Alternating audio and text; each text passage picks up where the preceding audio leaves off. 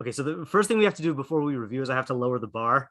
Okay, so if I had a choice, I would not give this year tonight because guess who doesn't have an answer to the questions? I worked on this for many hours and I definitely have an approach, but I am not confident in the approach and I'm not confident I can pull it together. So there's this is probably going to be something that only Michael remembers if he does remember this. Michael, are you familiar with the Bill O'Reilly "We'll Do It Live" meltdown?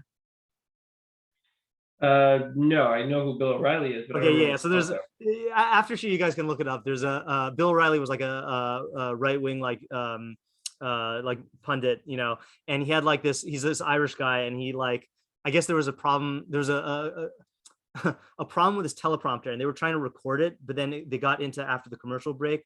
And so he like gets really angry and like starts swearing at the people who he's working with and says, "We'll do it live," and then he does it live. And then like the camera cuts off and he like throws his stuff down. It was like one of the first viral like celebrity meltdowns, like of the viral age, I think, so you can look it up. So whenever I get to a point in the year like this, I don't feel angry and Irish like he does, but I feel like there's a certain like, okay, we're just gonna have to do it live, so like I'll present everything I have.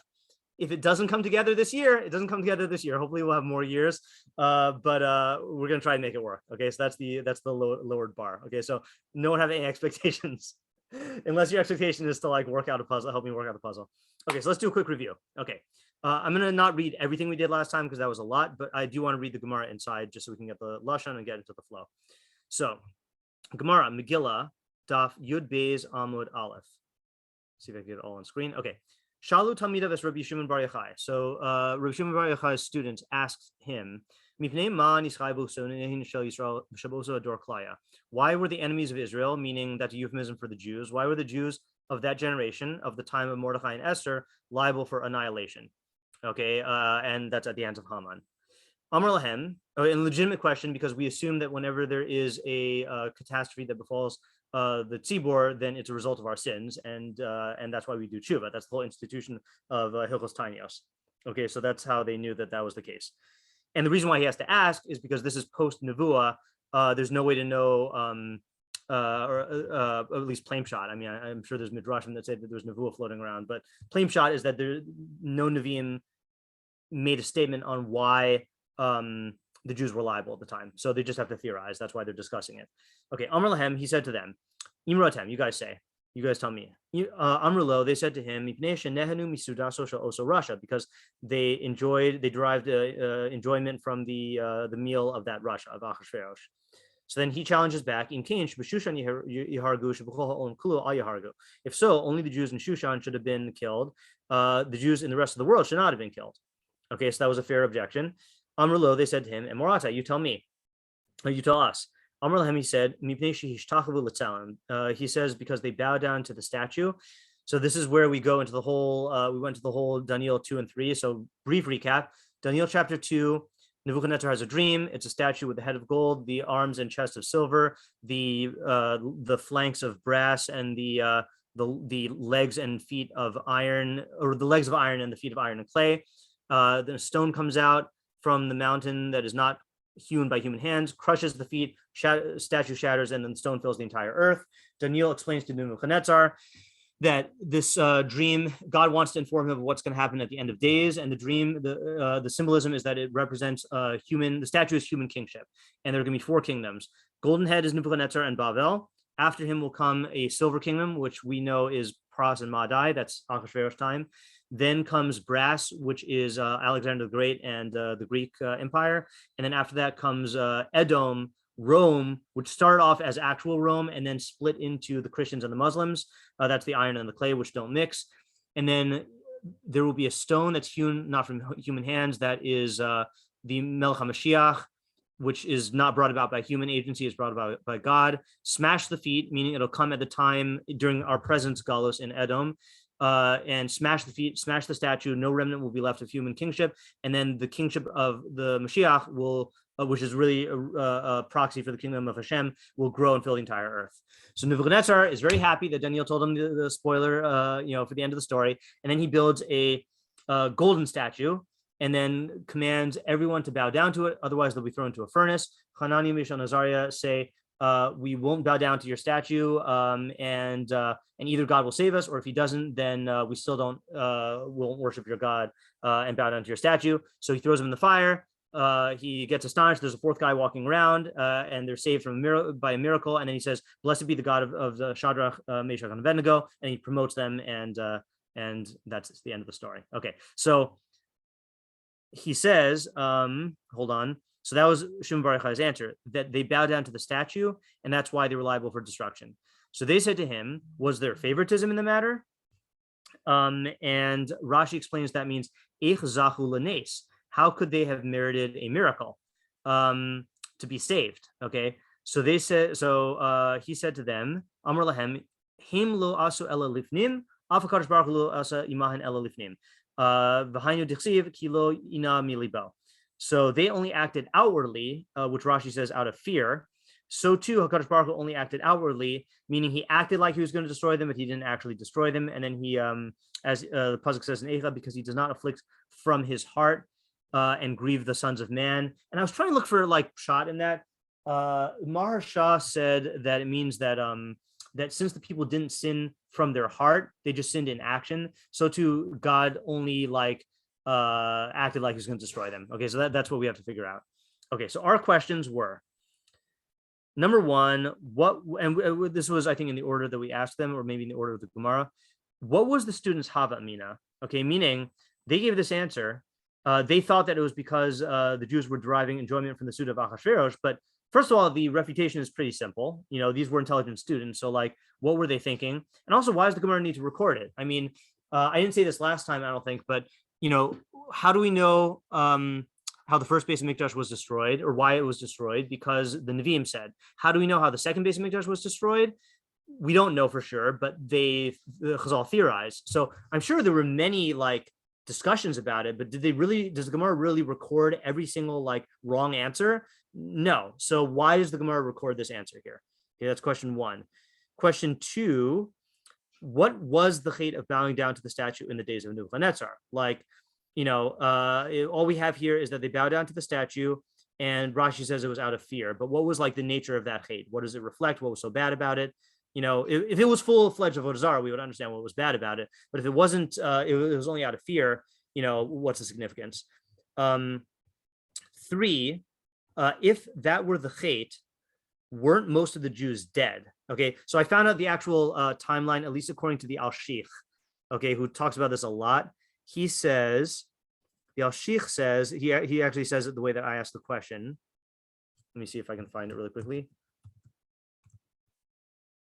Yeah, nope. Okay, I can't find it. Maybe I didn't copy and paste it. Okay, fine. So he says that that the chait of Nevuchadnezzar's bowing down to the statue happened 78 years before the Purim story, and he himself says most of the Jews were dead.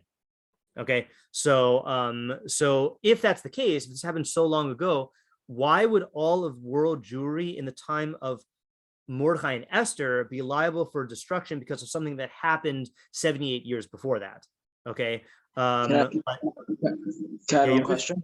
Yeah. Maybe also like why wait so long? Why leave 78 right. years in between? Like why not punish people who actually did it? Yeah. Why would God wait so long? Okay.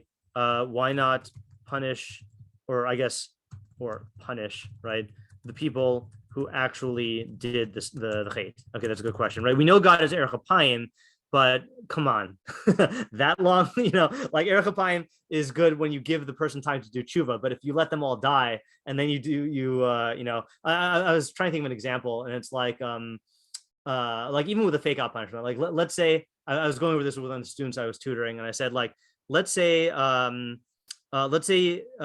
you are a teenager and you're irresponsible with your phone and you're always like leaving it places, and your parent keeps telling you like, oh, one of these days someone's going to steal it. Okay. And then they decide to fake you out and like take it, you know, and then you freak out and they're like, no one actually stole it, but I'm just teaching you a lesson. Right. So that you can kind of see like it makes sense. Right. But let's say you're irresponsible with your phone. Okay.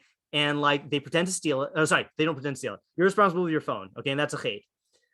40 years later, when you have a son your parent steals your son's phone, okay, in order to somehow teach you a lesson about, like, it's a different generation. There's a point where Erech Apayim becomes like, you lose the cause and effect of the punishment and the ability to like facilitate tshuva. Okay. So that was the answer. Oh, fine. We're going over our questions. Okay. So then question number 4, why did the students ask about the merit that saved the Jews? Wasn't their merit, quote unquote, from the tshuva that they did during the 3 days of fasting for Esther? So in other words, what they shouldn't have even asked. They should have said, oh, the Jews were saved because they did tshuva in the time of Esther. So it seems like the students did not even like entertain that possibility. Okay.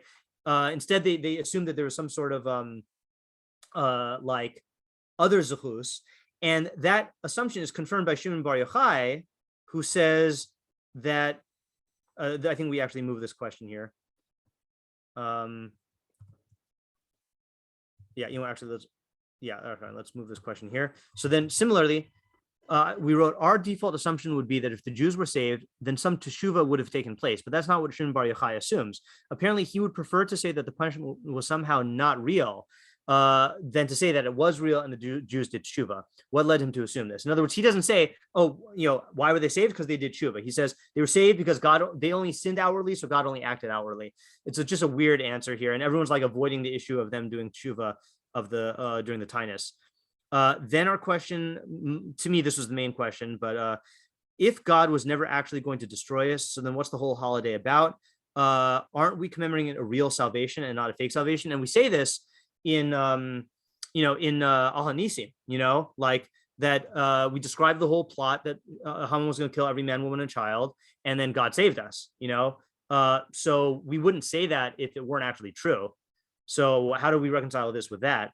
And then the final question was, what is the pasuk in Eicha teaching us? Why is it necessary? I can live with myself if we don't answer that question. Okay. My intuition is telling me that it's just going to be a drasha. All right. So I'm not even going to attempt to answer it. I started even looking into Eicha and I'm like, there's too bigger fish to fry. Okay. So would anyone? I also think, by the way, it makes more sense to just come up with an idea on it and then afterwards approach. How does that fit with the pasuk? I think so. Yeah, I agree. We're not going to get it from the pasuk because the pasuk is not talking about that anyway. Yeah. Okay. So, does anyone have any answers? If not, we'll call it quits for it. No, I'm just kidding. If not, then I have a plan. But I'd rather hear your answers first. I'll be like Shimon Bar Yochai. You guys say.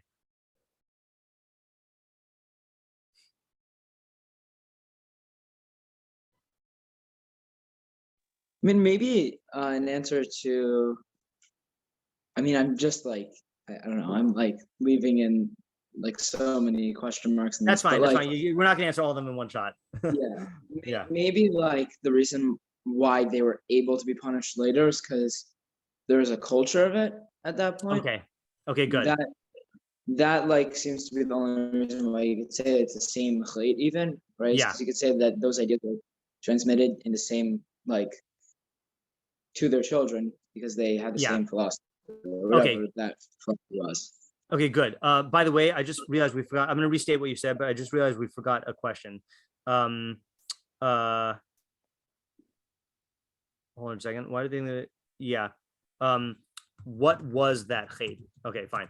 All right. So the move you made is the move. Also the first move I made, which is what must you say? You must say that there was a continuity of the chait, that whatever the chait was that or whatever the causes were that led them to bow down to the statue of Nevuchadnezzar somehow was present in the generation of Mordechai and Esther, such that the Jewish people could still be punished for it. And again, just to quote what we were doing before the shir started, this is what the way the Rambam phrases it in Hilchos Tanios when he's talking about the communal fast days. This is chapter 5, halacha aleph. Yesh sham yamim shekol Yisrael misanim behen. There are days in which all of Israel fasts on them, mipnei hatzaros sheiru behen, because of the tragedies that happen on them. Kedei la'or halavavos, in order to awaken the heart, liftok darkei tshuva, and to open the paths of tshuva. V'yeh zeh zikaron l'ma'aseinu haraim, and this will be a remembrance for our evil actions.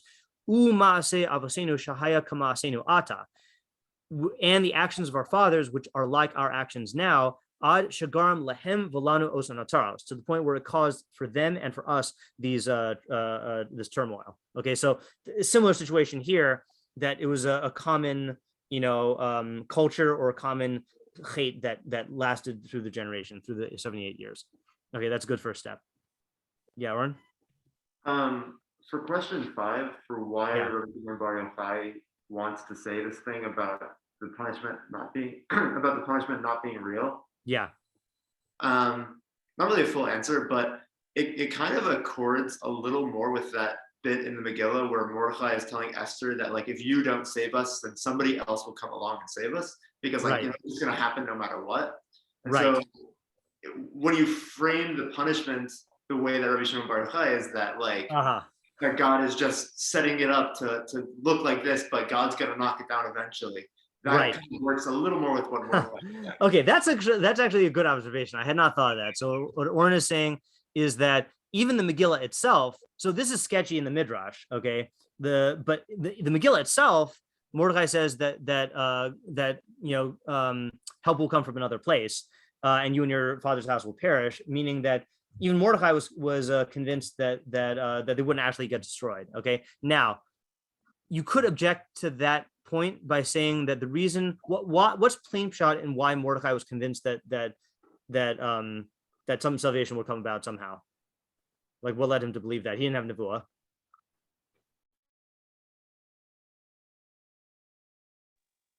Well, have they already fasted? No, this is before. In fact, he says this, and then that's when Esther says, okay, get the Jews together, get them to fast, and then I'll go to the king. Well, I thought the explanation was that since it was danger for the entirety of the we know that that's immediately in the area of Hashgacha. Exactly. Yeah. So I that's what my understanding is also. I'm not saying that's the only interpretation, but that's also my understanding, is that God is willing to destroy lots and lots and high percentages of the Jewish people. In fact, we see that with this is a side point here, but when whenever my high school students used to ask, like, how is it going to happen that, like, when they're asking about Mashiach, like, how are all the Jews going to do tshuva and like merit the salvation? I'm like, you're kind of assuming that, like, the Jewish people is going to be very, very big in the time of Mashiach. Where do we see the minimal size when God says to Moshe, I'm going to kill all of Klal Yisrael and start a new nation from you? So as long as one person is left, theoretically, I guess you need, like, enough to, like, reproduce. But in this case, the entire Jewish people was presumably in danger of being destroyed. So that's how Mordechai was certain that they were going to be saved. So I'd say, Oren, I think that's an interesting move you're making, and it's a possibility, but I would also say maybe it does not indicate that the destruction wasn't real. Rather, the destruction was real, and that's how Mordechai knew that salvation would come from another place. Isn't there an idea that, like, I don't know, I don't know if this is true or not, but that Klal Yisrael will last forever? Yeah, that's the idea, right? That's how Mordechai knew. So because God made the promise to the Avos. So then, yeah. How can there ever be a real threat of Klal Yisrael being destroyed? I would prefer not to die. Right, that's definitely true, right? That is definitely true. But I mean, it does sound like, from what Oren is saying, and this part is true, is that, like, Mordechai is saying that, like, we know that there's gonna be salvation, but it could get very, very, very, very, very killy, Right. Yeah. Okay, so shall I take you on my odyssey of half-baked ideas and see if we can weave a tapestry? Okay, so first step, there's going to be 3 steps. Okay, the first 2 steps are certain. Okay, and the third step is and then there's a 4th step that didn't happen. Okay, so we're gonna start with the first. First step is the shortest step. Okay, which is what is the theme of Purim? Now, I'm sure you can give many answers, okay, but what would you say the theme of Purim is? And I'll be a little bit more specific, okay. Every D'Rabbanan has to be rooted in a D'Oraisa. So with the Isurim D'Rabbanan, then that's usually very easy to tell, because you see which D'Oraisa lo saseh they're protecting. But with the Mitzvos D'Rabbanan, it's harder to see how they fit in to the D'Oraisa. So, for example, all brachos are almost all brachos are derabanan, but that fits into it's an extension of the doraisa of Birkas Hamazon, right? So what is Megillas Esther and Purim an extension of? Yeah, Yosef? Amalek, destroying Amalek. Okay, so that is definitely a possible answer. And in fact, that's why we read Parsha Zachor. That's why we do the Kriyas Torah of Amalek in Beshalach on Purim itself. That it's an extension of Mechlias Amalek. Okay, that's definitely a good answer. That's just not the answer that my whole approach is going to be based on. Okay, anyone have a different answer? And I can give you a hint. This is the Rambam's approach. And the clue, which you either know or you won't know, where's the first time the Rambam mentions Purim in the Mishnah Torah? This is a good secret Rambam to know about if you don't know about it. And it's not in Hilchos Megillah. No, that's a good guess. It's before Halal also. Is it Yantif? Before Yantif. Tefillah? What did you say? Tefillah? Nope. Oh, actually, okay. You're not right. You're not right. No, it's not Tefillah. Okay, so this is the hidden Rambam. Okay, so if you look in the Mishnah Torah, I'm so happy when I get to show someone like a classic Rambam for the first time. It's like introducing you to a good friend. Okay, you look at the Hagdama to the Mishnah Torah. Okay, and the Hagdama has 4 parts. Okay, there's the general introduction, then there's the list of mitzvos aseh, and the list of mitzvos los aseh, and then the division of books where he goes through all the sections. Okay, if you go to the mitzvos los aseh and you scroll all the way to the bottom, okay, to past mitzvah 365, he says, is that a quick "there will be blood" reference? Yes, it is. I'm so happy that you got it. I can count on you to be a Bucky in movies. Okay, good. All right, that makes me very happy. All right. So you go all the way to the bottom. Okay. I'm glad you got it. I'm glad that you felt certain enough to ask it. Okay. So he says at the end, Eluhem sheish me'os u'shlosh esrei mitzvos shenemru lo leMoshe b'Sinai. These are the 613 mitzvos that were said to Moshe at Sinai. They and all of their details, etc. Okay. So then he says, I'm just going to paraphrase this till we get to the part. He says there are other mitzvos that were innovated after Matan Torah, and they were established by the Nevi'im and the Chachamim. Okay, I'll just say it in English. Okay, this is short enough. And they spread throughout all of Klal Yisrael. For example, reading the Megillah, Ner Chanukah, fasting on Tisha B'Av, Yadayim, assume that means Netilas Yadayim, and Eruvin. And he says each of these mitzvos also has explanations and details, and everything will be explained in this book. Then he raises the question of how can you add to the Torah, right? If the Torah says, what gives them the authority? So that's listen to my shir on Fridays, that the rabbis have the authority from Lo Sasar Mikol Davar Asher Yagidu L'cha Yaminu Smol. And then he says, how is that not a violation of Torah?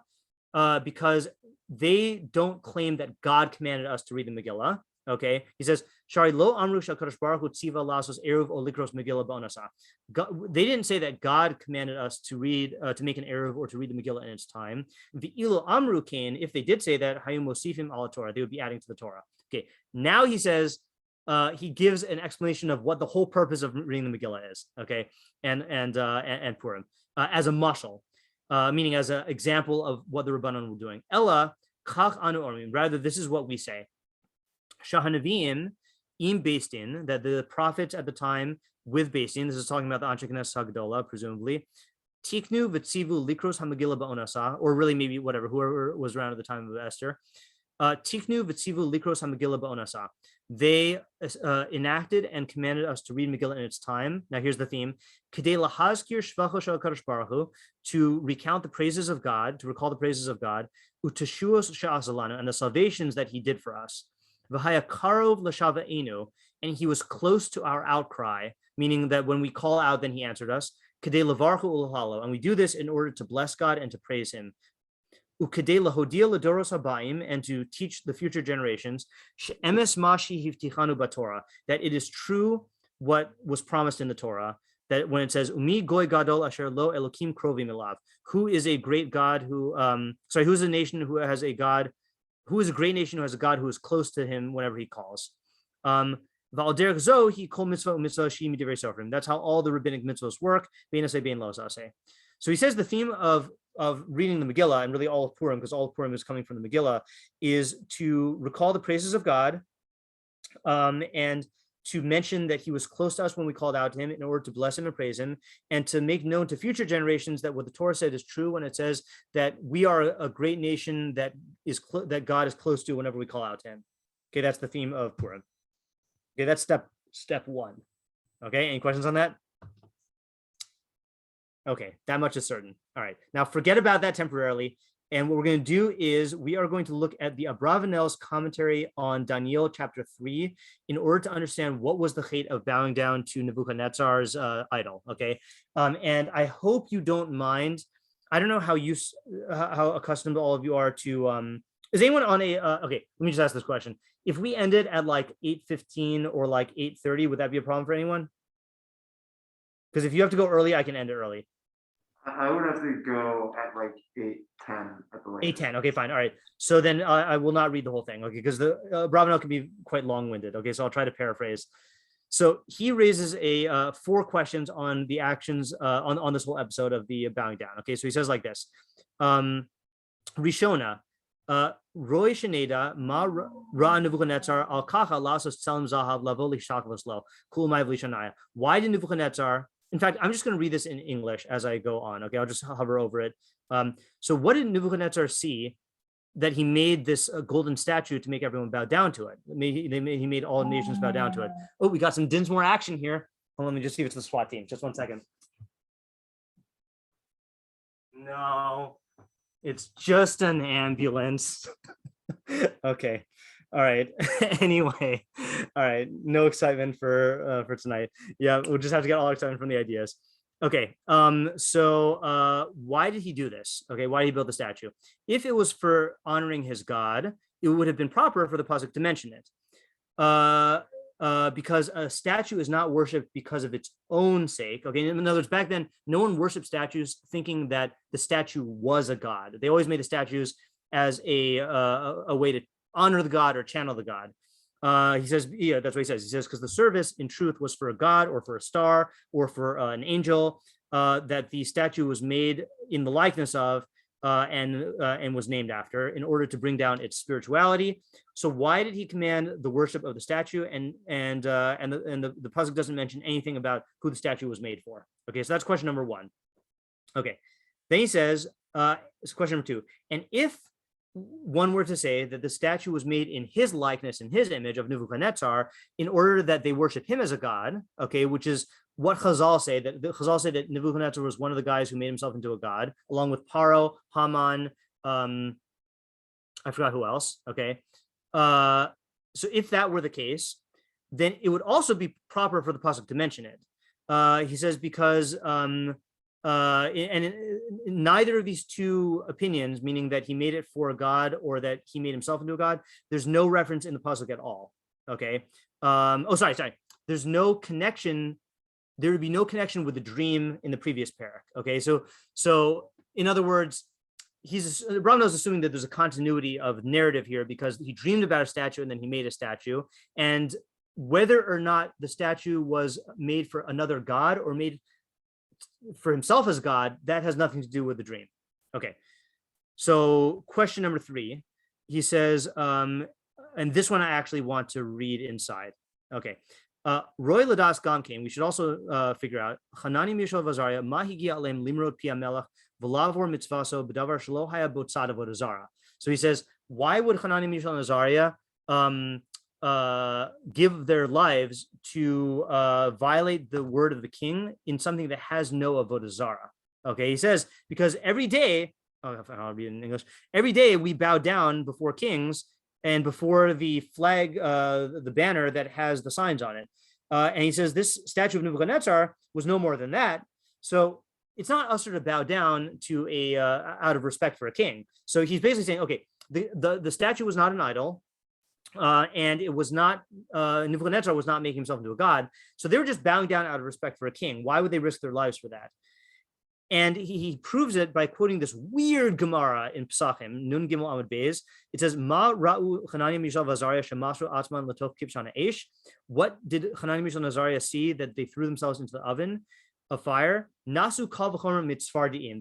They made a kal v'chomer from the frogs in Egypt. Okay. Umat tzfardiim she'ena mitzuvim al kiddush Hashem ksiv behem ve'alu uba'u b'veisacha v'gomer. Just as it says just as frogs who are not commanded in kiddush Hashem, then it says that they went into their houses, and then it says in the last part of the pasuk, and it went into their ovens. Okay. Anu shemitzuvim al kiddush Hashem lo koshkein. We who are commanded in kiddush Hashem, shouldn't we do the same thing? Okay, fine. So that's a weird midrash. I started to analyze that, didn't get anywhere. So, but what do we get from here? Gilu bazesh nimnu hakdoshim ha'ela mizeh lefi shahaya avodazara. Oh, hold on just a second. Lefi shahaya avodazara.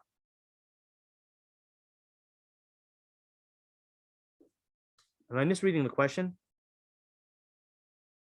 Saying that makes it seem like it was a avodah zarah. Oh, I'm getting mixed up because he answers it by reinterpreting it. Okay, so he's saying whatever. He's saying that wait, no, I'm confused. I'm confused about this question. Nasu kal v'chomer. They made a kal v'chomer about themselves. Why? I understood this question on Shabbos. Also says in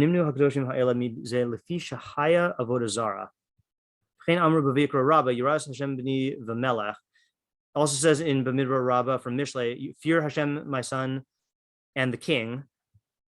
You might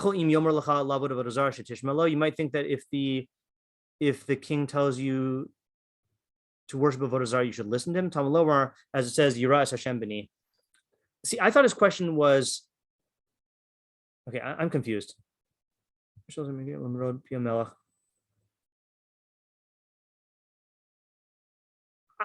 I thought his question was, and I still think this is his question, is if it was not avodah zarah, then why did they risk their lives? Let's just go with that, because that is how he ends up answering it. Okay. And then look what he says now. He says, likewise, he says, yeah, oh no, never mind. All right, I'm getting this mixed up. I'm getting the answers mixed up with the questions. Oh man, I've been thinking about this too long. Okay, let's just skip to his shot. Okay, let's skip to his shot. All right. All right. So here's what I want to get out of this. Okay, so he says, he explains what was going on here. He says, the truth of the matter is that the two stories of the dream and the statue are tied to one another. And the concept of their connection is as follows. Since Nevuchadnezzar saw in his dream a large statue, and its head was made of gold, and the rest of his body was of silver and brass and iron. And Daniel interpreted that the head was of gold, was representative of the kingdom of Babel, and the other limbs indicated the other kingdoms that would come after him. Therefore, Nevuchadnezzar, he was strategized to make a statue corresponding to that which was in the dream. And that statue was not a memorial for his God, but it was alluding to the rulership, the supreme rulership of the entire world, okay, as it was indicated in the dream. So in other words, you have to remember, Nebuchadnezzar was the first one who was described as the Melech Malachim, the King of Kings, because he ruled over other kings, okay? So he's going to explain now. He says, however, he did not make it out of silver, nor out of brass, nor out of iron, nor out of clay, but he made the entire statue from head to feet out of gold, in order to indicate that all of the kingdoms that would come after him and that would rule would be from his offspring, and from the kingdom of Babel, lo levad harosh ki'im gam kein has rosh v'ashokayim v'ad yirachayim. The entire statue would be made out of gold.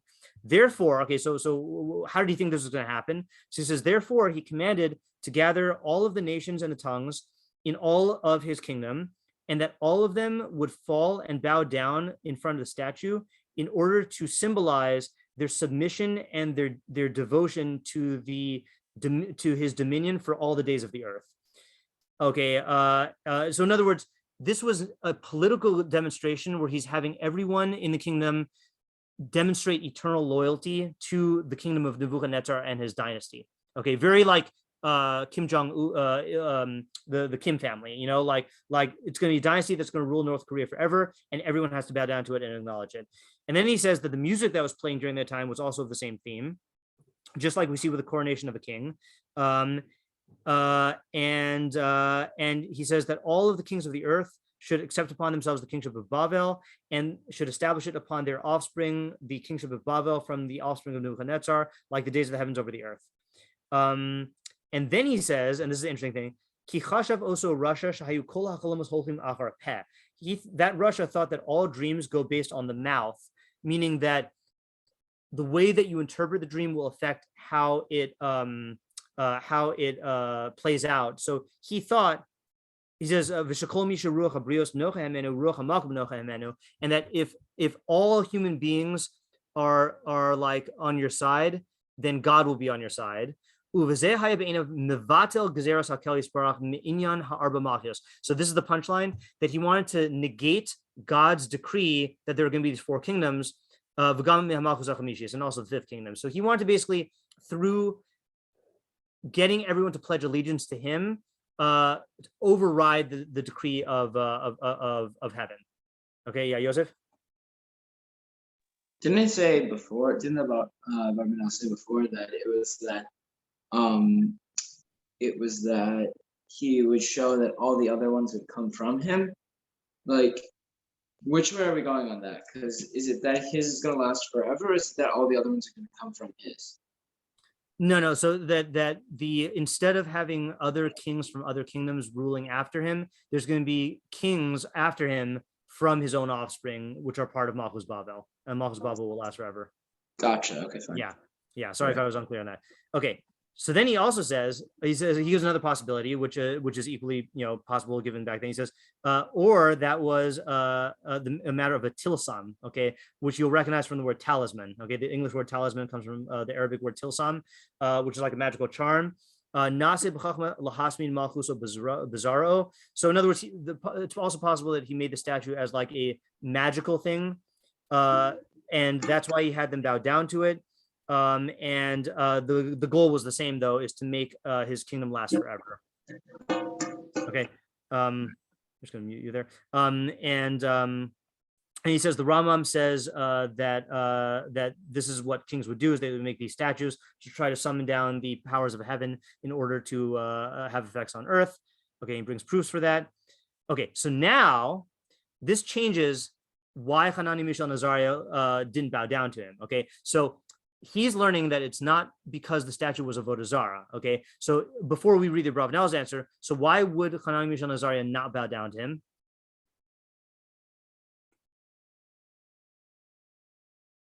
He's going against the Nevuah. Yeah, what do you mean? Meaning that he's going against the decree of God. Right. So what would bowing down, what would be bad about that?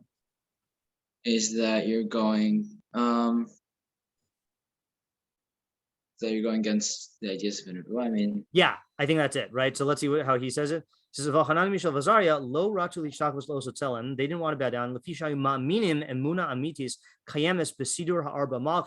Because they believed with a firm belief in the order of the 4 kingdoms. And they hoped and yearned for the 5th malchus. That's why they did not want to accept upon themselves Nebuchadnezzar's kingship forever. Because that would be the opposite of their belief and their tradition. So really, if you want to put it in the Rambam's 13 Ikarim terms, bowing down to the statue of Nebuchadnezzar would not be an act of avodah zarah, but it would be an act of denying the ikar of Nevuah and the ikar of Yemos Mashiach. Okay, and that's why they didn't want to bow down, and that's why they were trying to make a Kiddush Hashem. Okay. Okay, so then let me see if I need to read this or if I can skip it to save time. Oh, so then he brings a bunch of proofs that his theory is true, and I'll just summarize the proofs. One proof is that this is not avodah zarah, as he says, he keeps on emphasizing whenever it mentions the statue, it says the statue of gold, or the statue of gold that Nevuchadnezzar made. So he's saying that if this was a statue for a god, it would have named the god, but the main part is not the God, because there was no God here. The main part was that this is a statue of gold because of what the gold represented in the dream. Okay. Furthermore, he says anytime it mentions the bowing down, it says, we will not worship your God and we will not bow down to your statue, which implies that the two are separate things. Okay. Then he brings a bunch of proofs that Tosfos also holds this and that Rashi also holds this. Let me just see if there's anything that we're going to need to use. And they're all good proofs, by the way. Okay, fine. He explains why he made it out of gold. Then he requotes that Gemara in Psachim. So this is what I was confused about, because the Gemara, he interprets that Gemara to mean the fact that they needed to make a kal v'chomer from the frogs shows that it wasn't avodah zarah, right? In other words, if it was actually avodah zarah, why would they need to make a kal v'chomer from frogs? Say, we're not going to bow down because you have to give up your life rather than worship avodah zarah, right? Very simple, you know? Yeah, okay. And he also quotes from Rashi. Okay, so then he summarizes it, and then we'll go back to our Gemara. So it's clear from here the connection between the stories and the intent of Nevuchadnezzar regarding the statue. And that's why he gathered all of the officers and the leaders of countries to bow down to him. Oh, that's another reason also, that it wasn't just that he had all people bow down, it's that he had all of the heads of the countries, like the representatives from all the countries, come and bow down, because they were like the sub authorities over everyone else. And the Malbim even holds that basically that he made orders in all of his kingdom, where at that very same moment that all of the officers were bowing down to the statue in the Dura Valley, then everyone else in all the kingdom would bow towards Bavel the same way that we bow towards Yerushalayim. So it was like this whole the ball dropping on New Year's, where like everyone simultaneously like enacts this like ushering in of the year. This was like a simultaneous ushering in of Nebuchadnezzar's kingship. So it says it's clear why they did that. Because this was to accept his malchus and to be submissive to him. And we explain why this is through the music, because the music was like coronation music. We explain the idea that Hananim, Mishael, and Azariah had in sanctifying God's name because of their belief in their religion. And that's also why they were saved from death. Fine. Okay. So that's the pshat in the Abravanel's pshat in the story. Any questions on the pshat before we go back to the Gemara? Okay. Well, yeah. Why were they being punished so harshly then if it wasn't avodah zarah? Okay. So that's going to be the next step, and this is when it gets into speculative territory, right? So now we got this big thing of our Gemara. So when we thought it was avodah zarah, and it says that they were worshiping avodah zarah out of fear, we thought that was like bad, but not as bad. But now it's really not as bad, right? This is just like a political demonstration, and especially if you're doing it out of fear, like look, if lahavdil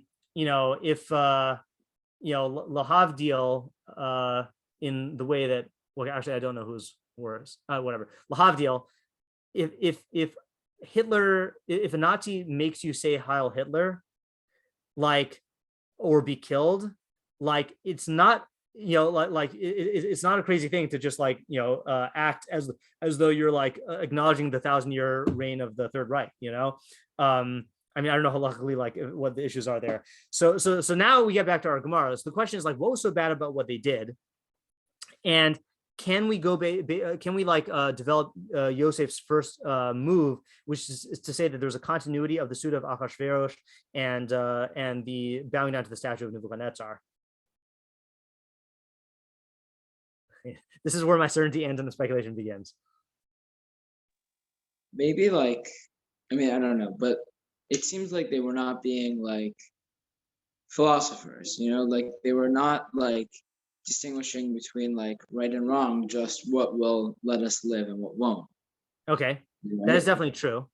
Like I don't know. I mean, it seems like kind of like a survivor mentality instead of like saying like, because like I understand like it's like the get off the fence kind of situation, which is like they're not actually saying like we believe in this or we believe in that. Right. It's only that no, we just want to survive. That was okay. Yeah, that is definitely true. But is that? I mean, that's not ideal, right? But I'm still bothered by this question of like, is that worthy of like, I guess we're saying it's not worthy of destruction. It's worthy of an almost destruction. Yeah, this is kind of tied up in that question.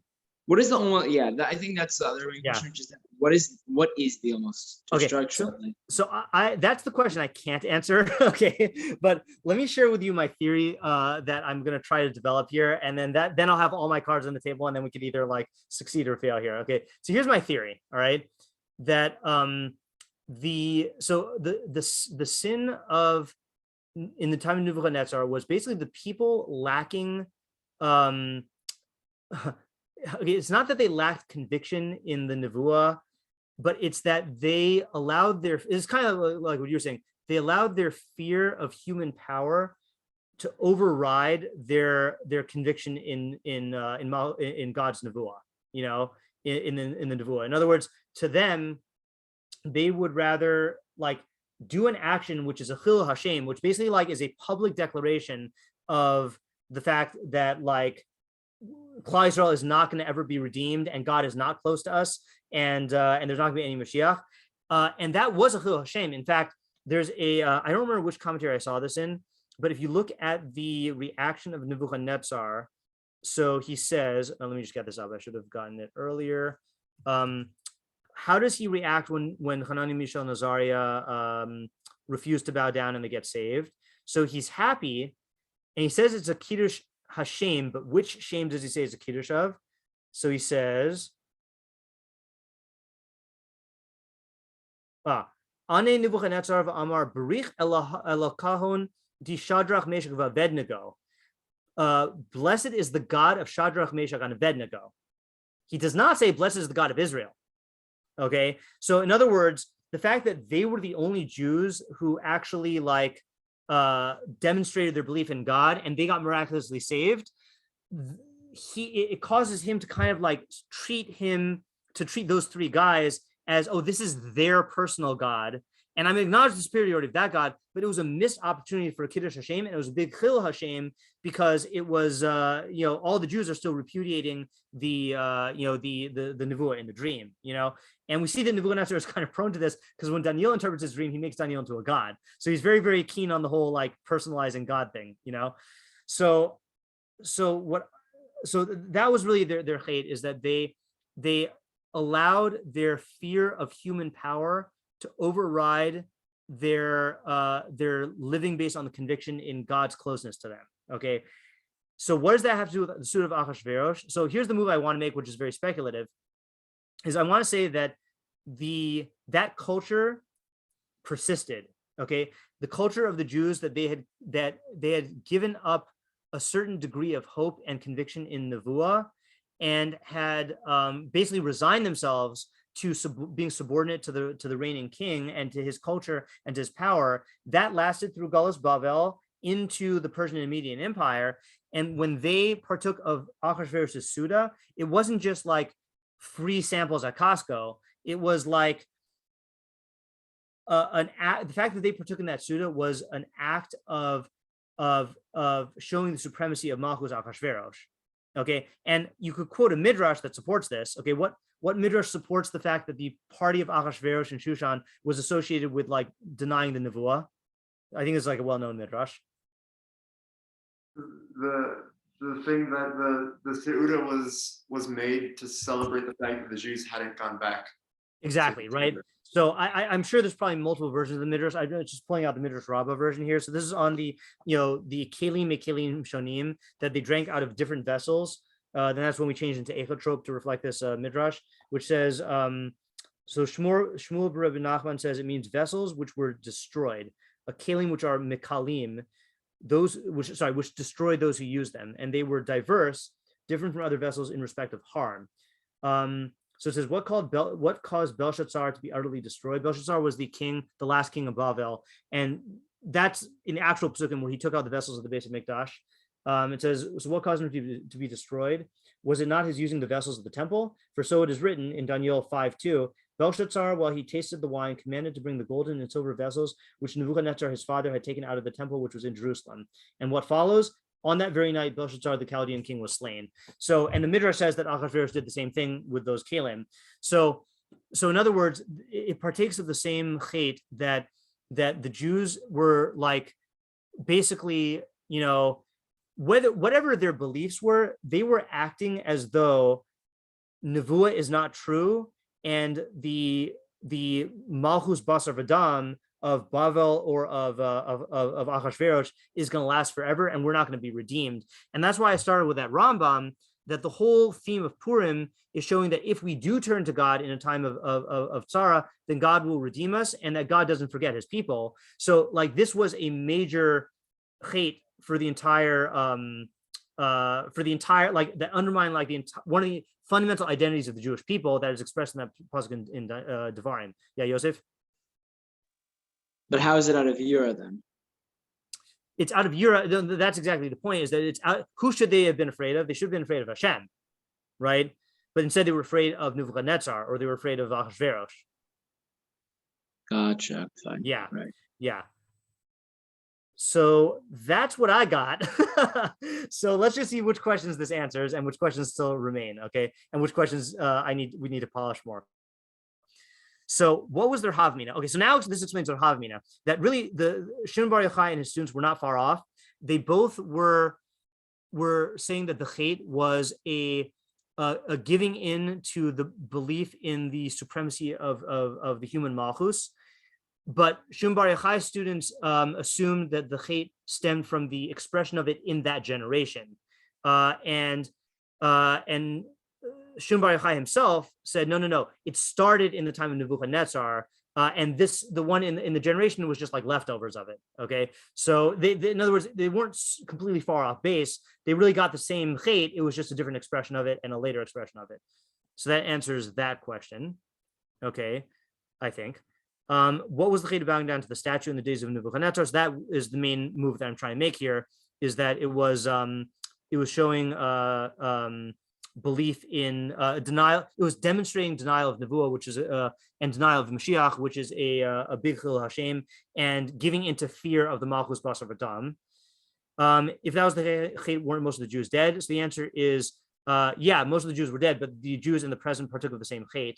Now, why did God wait so long? So here you can say the principle of Erech HaPayim, okay? Because Erech HaPayim, if it's on a national chait, then there is a thing of giving the nation many generations to do tshuva. We see this by the Beis Hamikdash itself, that the first warning of the destruction of the Beis Hamikdash was in Yeshayahu, and the warnings continued for a couple hundred years before God actually delivered the punishment. So that is a valid expression of Erech HaPayim. Why did the students ask about the merit which saved the Jews? Wasn't there merit from the tshuva that they did during the 3 days of fasting for Esther? So this question I did not answer. So we'll come back to that. Let's just see what other questions we answered. Our default assumption would be that if the Jews were saved, then some tshuva would have taken place, but that's not what Shimon Bar Yochai assumes. Apparently, he would prefer to say that the punishment was somehow not real, because that's the big question we didn't answer. And then this is also the big question we didn't answer. Okay, so we answered half the questions. Okay, so we're still left with these three, I mean. Okay, so can we figure out answers? Emoji grin. Grimace. Okay, so maybe let's try to explore Avram, but like, Okay. why would you think, like, they're saying it's like a surface level destruction, right?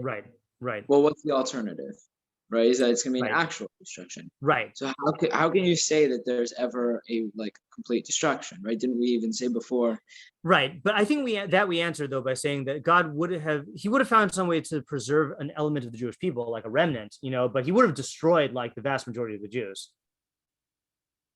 Right. Okay, fine. So you're saying, And that would have been a real destruction, not just like a complete fake out. In other words, we're not talking, when we say real versus like lifnim, we don't mean quantitatively, we mean like actually killing Jews versus just like acting like they're in danger and, yeah. right. Let's make one more move, by the way, which I think was implicit in the question.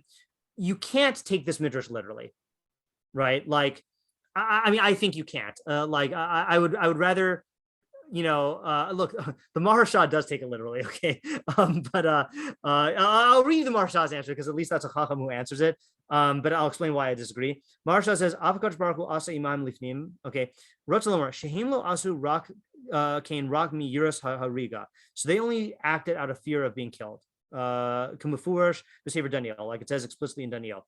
Lo asu kain belibam lavod avodah zara. He holds it actually was avodah zara, but that doesn't matter here. They did not actually in their hearts worship avodah zara. So Ahav Kadosh Baruch Hu lo asa imahin rak lifnim. Okay, God only acted outwardly, and here's what he says: liyarim, to intimidate them, shirulim laklaya, to make them think that they were liable for destruction, sheyidagu, so that they would worry, shiasu teshuva, so that they would do teshuva, ayidekach, through this. Okay, so he's saying that God did this. It was not a and he says sorry, he goes further. If a man does an avera without his heart in it, and God grieves the sons of man, maybe lo tuga, he brings them sadness in order to get them to do tshuva and to save them from the tzara. So Maharsha wants to learn that that's what it means that God only acted outwardly. Like he wanted to, kind of like the mashal I gave with the parent and the teenager, like make them think that something bad is going to happen so that they get their act together, and like a safety drill, you know. And that's why you don't bow down to statues of kings, you know. But I don't think that that's true, because I feel like that would undermine the whole purpose of Purim. Like I feel like if you say that the Purim, you know, again, like I say in Al Hanisim, we say in Al Hanisim, we were going to be killed. You know, I don't think we would say sheker in Tefillah. You know, we were actually going to be killed. So that's a step I think you have to say. So if you're going to take that step, again, you can't go with the Maharsha, but if you're going to take this step, then what does Shimon Bar Yochai, what idea is he trying to get at by saying that they only acted outwardly, so too HaKadosh Baruch Hu only acted outwardly? Oh, I have an idea. Hold on. I got something. Okay. So we're saying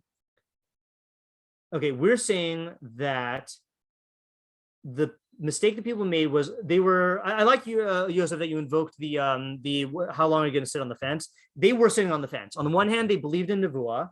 They didn't outright deny Nevuah. On the other hand, they also believed in human power, and that Nevuchadnezzar is someone to be feared. And they were in conflict between these two, and they let the belief in human power win out.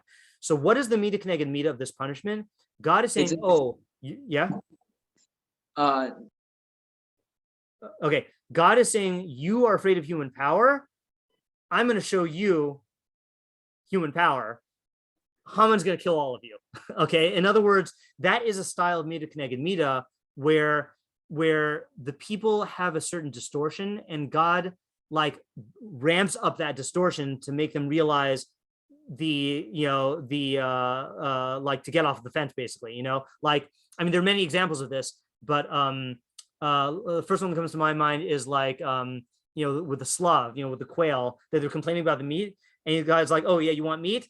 I'm going to shove it down your throats until you're disgusted by it. Like that's what you get for complaining. Or let's say like, if another example in Hilchos Tanios, if God brings a destruction upon the a threat upon the Jewish people, and they chalk it up to chance, God says, oh, I'll give you more of that chance until you can't deny it anymore. So you think you're afraid that God is going to you're afraid of Nevuchadnezzar and that his kingdom is going to last forever because he's a powerful king. I'll show you, who to be afraid of. And it forces them into a position where they're in a dire situation where they then have to do tshuva. So that might be what it means that it was outward, that God was giving them a real mida keneged mida punishment. This doesn't answer my question number 6, by the way, but this is still a good idea, I think, that God's giving them a mida keneged mida punishment, that they were afraid of human power. So God made a human being get tremendous power to annihilate them, which made them recognize that they can't put their trust in human beings and they have to put their trust in God. Yeah, what were you gonna say, Joseph, earlier? Or did you? No, I was saying that they kind of had a non-philosophical chait, right? Like they did not have, like, I think that's kind of what it means, that they didn't have like a quote unquote, like it was out of year, right? Is that it was not really, it was just trying to follow like survival, right? Right, but you're saying survival had to be, God made it so that survival was not like in line with the with the malchus. Right, that their survival now, God made it the only way they could survive is if they turn to tshuva and tefillah, And right. Yeah. Right. So what I am, let me just clarify what I am and I'm not answering. What I am answering is how God's action makes sense, and is in line with the nature of their hate. What I'm not fully answering is like, I guess I am answering. I'm because at the end of the day, I do want to say that they were liable for destruction. I'm not comfortable with this idea that they weren't actually liable for destruction. So I'm sitting on the fence between like taking that literally and not, Yeah. So why did they ask about the merit that saved the Jews instead of just acknowledging that they did tshuva?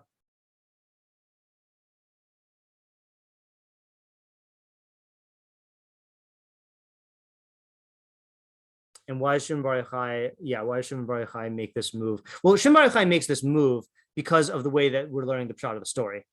That if that was really their hate, then this punishment fits the hate. But yeah, what's the so these are question 4. I can also like I'm also fine with what do you call oh, you know what? I have an approach for question 4. It's a little weak, but see, I think we were assuming in our question that he was asking what merit did the Jews at the time of Mordechai and Esther have that saved them?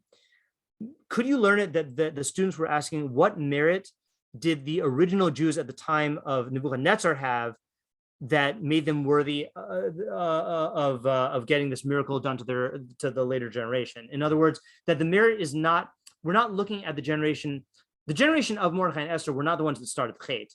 It was really the generation of Nevuchadnezzar. So what merit did they have?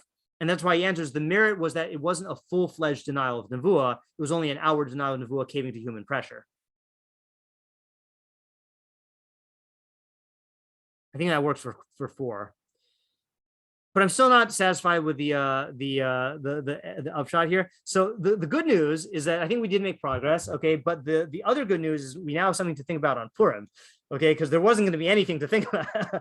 We have this good question, and I think if you're going to translate this into a practical application here, which is something I would like to try to do, like Purim is a reminder that you cannot be afraid of human malchus. Like for example, I mean, and obviously this is easier said than done. I'm just, I'm in the safety of like United States here. There's all this crazy talk of nuclear war going on, and it's easy to be afraid of human malchus. But the Purim story reminds us that like the actual source of our security should not be the malchus basar v'dam that we happen to find ourselves in this generation. It should be the God who is close to us whenever we call to him, and yeah, you have to be intelligent and practical and like engage in politics in a way where like you are being smart about it. Like Esther didn't just like barge into Achashverosh's room and say like, save us. She used chachma, but at the same time, you have to put your trust in God because it's ultimately dependent on him, And so I think that's another thing that gives me conviction in this learning of the midrash, because the way that I'm learning the midrash is consistent with the theme of Purim, and I think that that's a sign that it's like on the right track, even if we didn't answer all the questions. Okay. So if you think of anything, let me know. But that's, I feel like we got like 90%. Yeah, I think that's pretty good. I think we just need to answer like how the punishment. Right? Yeah, the punishment thing is still, yeah, I'd like to answer that better. Okay, so if you think of anything, let me know. All right, thanks for coming. All right. Have a good night. See you. Have a good night.